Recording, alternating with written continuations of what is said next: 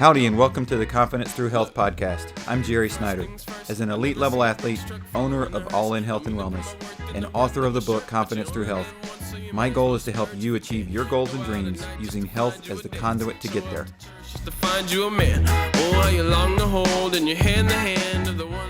So I want to take a minute to thank our sponsor for this episode, Luna Juice Bar. If you are in the Waco area, stop by Luna Juice Bar or check out their food truck at the Magnolia Silos for your healthy food, your juice, your smoothies, everything that you need to get your body heading in the right direction from a nutrition standpoint.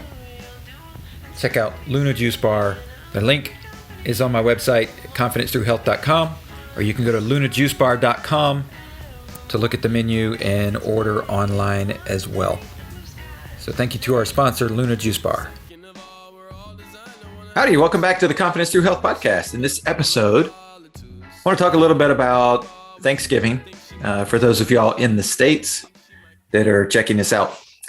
Thanksgiving is upon us, and it's typically a time when most Americans gather together with family members and in reality, eat more than you should in both a single sitting, but also in an entire day. Most of us go overboard.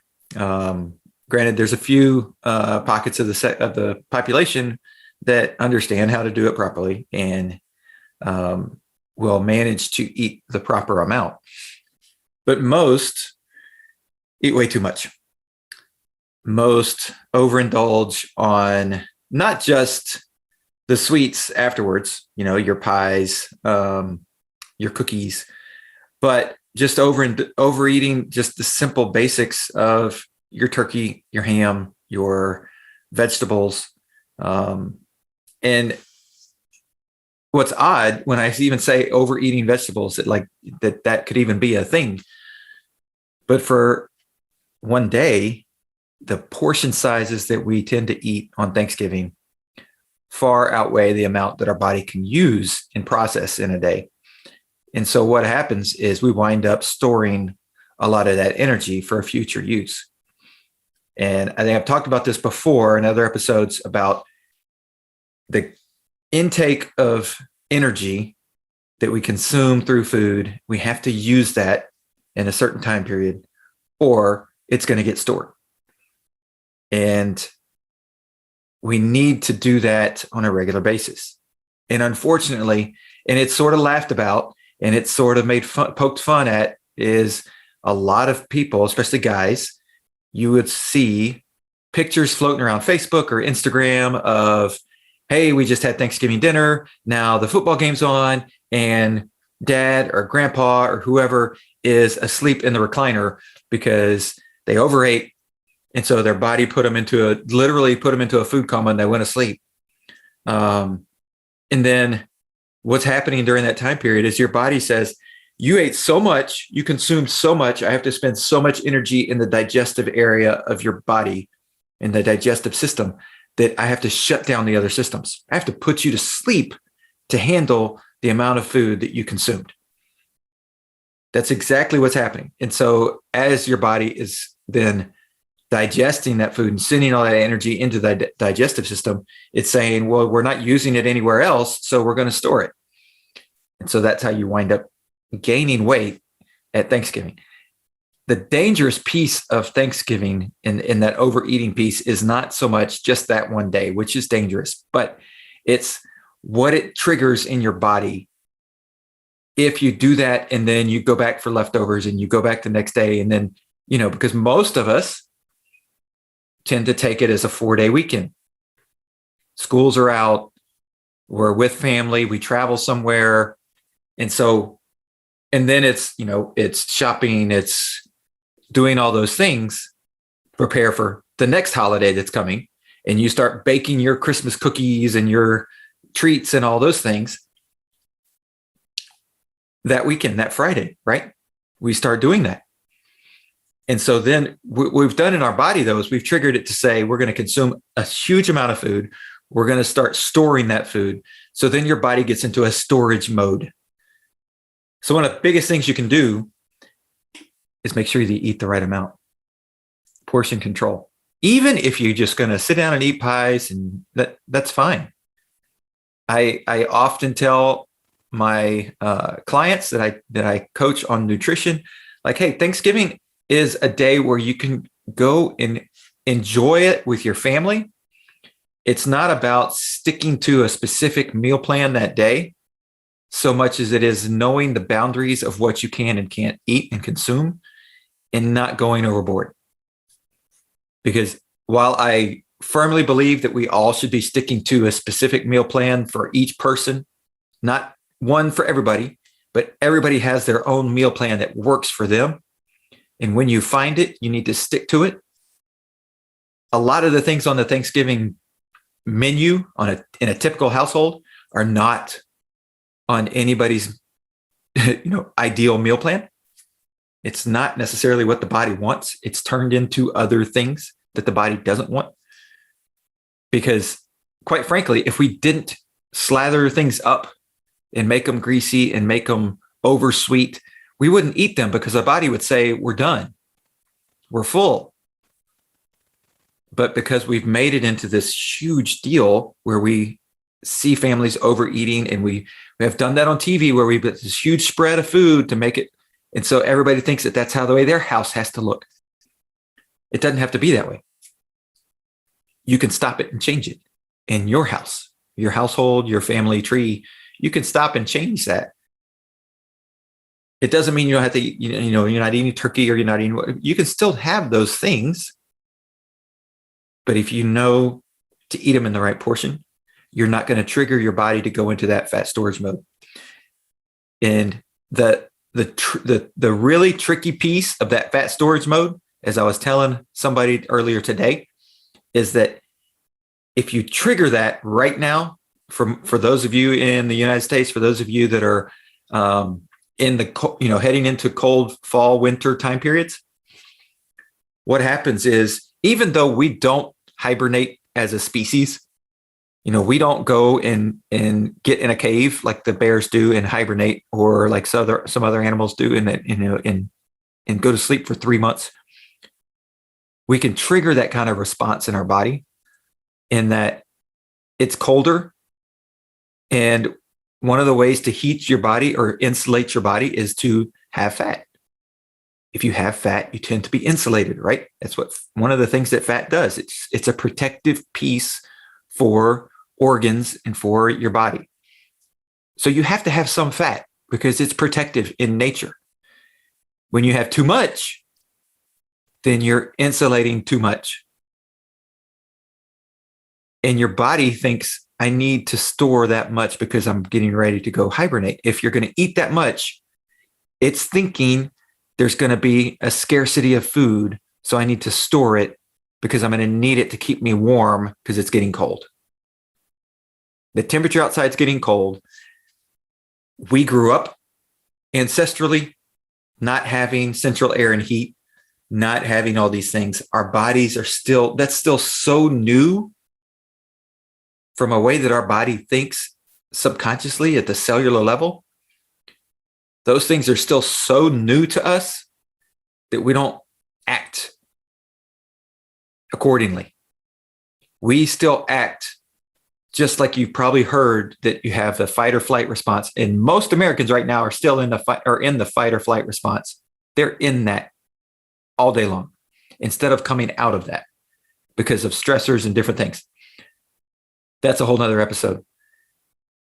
But with the energy that we're consuming and being stored, it's being stored because our body is thinking, oh, if we're going to eat this much right now, and we're not going to have a big energy output, like we're not going for a big long run, or we're not going to go play a pickup game of football or basketball for an hour and a half. If we're not going to do those things, then our body's thinking we're eating this much now because we're worried that we're not going to have food in the future. So we're going to store that to be used later on when we don't have any food. And so it's thinking of it as sort of that hibernation mode of like a bear will eat up everything it can to the last second before it goes in that cave and hibernates. And then it goes to sleep and it doesn't eat anything. And the only way it stays alive is that it burns the fat it's stored up. It burns that fat to keep its body moving. And then it goes in and it weighs, 600, 700, 800 pounds, and it comes out weighing 300, 400, 500 pounds, and it has to replenish all of that when it comes out. That's what our cells are thinking at the cellular level. And so when we overeat at Thanksgiving, we're triggering a response inside our body that we really do not want to trigger, because it's not how we live our life. It's not how most of us live our life. If you're listening to this podcast, I'm pretty much telling you, you're not living your life that way, because you have the technology and the means to be able to access this. So overeating at Thanksgiving is far more dangerous than actually what you're eating at Thanksgiving, because of the response it triggers. Now, if you're type 2 diabetic, or any of those chronic illness issues going on, you want to stay away from sugar. You want to stay away from all those things. And so cutting back on how many pieces of pie you eat, all that kind of thing, that's hugely important too.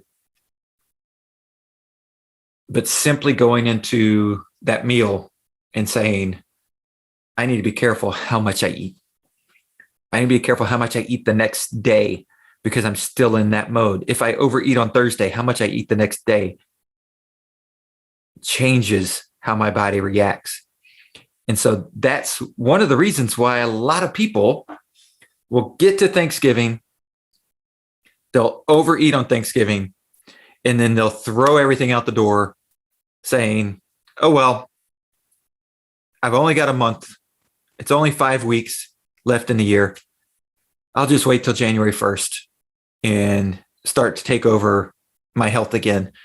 I'm just going to throw it all out the window, and we're just going to go eat whatever we want for these next 5 weeks, because it's almost Christmas and it's almost the end of the year, and it doesn't really matter because I can't put on that much weight in that much time. So I'm just going to have fun and eat all the cookies and candy and Christmas treats and all the holiday stuff. And what winds up happening is that you've triggered a response at Thanksgiving.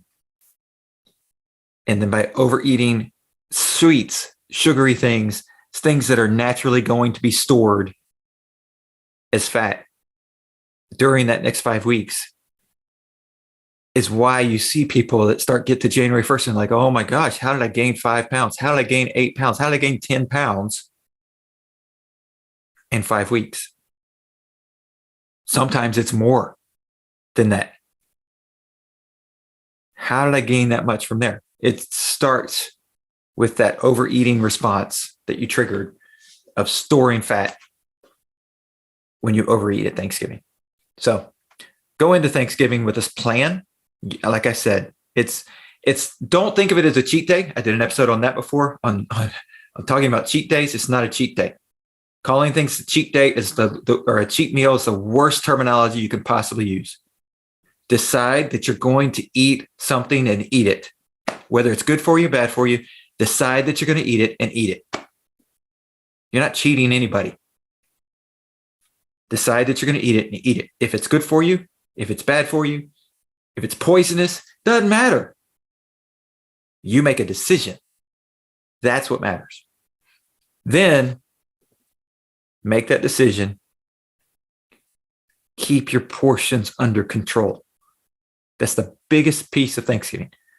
What I do when I go to our family Thanksgiving is typically you will see me grab the smallest plate I can find, because I know I'm going to sit down and I'm going to turn into that little boy that wanted to eat and eat and eat and have seconds and have this and have that. And I'm going to see everybody else go up for seconds, and I'm going to feel like I need to. So if I have a smaller plate to begin with, I'm winning the battle already, because when I go back for seconds, now all I've done is gotten a normal size plate. Typically, I won't go back for thirds. And so now I've controlled my portions simply by controlling the size of my plate. And if you don't believe that works, go back and look at the size of the plates that people were using in the 1940s, because people were a lot smaller. There was very little chronic disease when it comes to obesity related, weight related diseases. There was very little concern with weight issues across the country. And the plate sizes were smaller because the portion sizes were smaller, because people ate the proper amount for what they needed to get done. So, and if you're worried that you can't find a smaller plate wherever you're going, then put your napkin on your plate so that you cover up half of it. Figure out something. You can figure out something, be creative as to why you're only going to put stuff on half the plate. Because once you fill the whole plate, it's very dangerous. It becomes very dangerous because you'll trigger a response. And once you trigger that, you then have to take control of your life for the next, really, it's 48 to 72 hours to be able to overcome that response. So it's better to not trigger it than to trigger it and try and overcome it. It's far better. So just stay away from triggering it. You're going to be all right. Everybody's going to be fine. You're going to feel a ton better. And if somebody makes fun of you, that's their problem, not yours. If somebody's asking you why you're not eating this, that, or the other thing, that's their problem, not yours.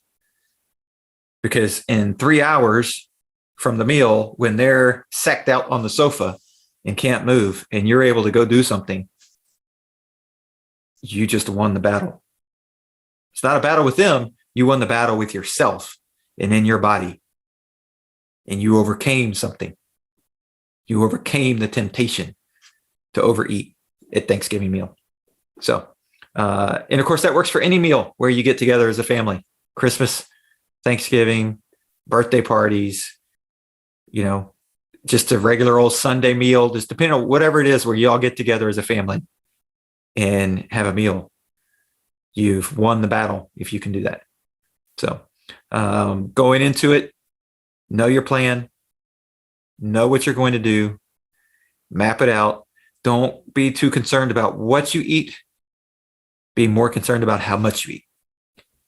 And if you can control that, like I said, you'll win the battle and you'll have a much better holiday experience with your family. Thanks for checking out the All in Health and Wellness Confidence Through Health podcast. Our goal is to use health as a conduit to help you reach your goals in life.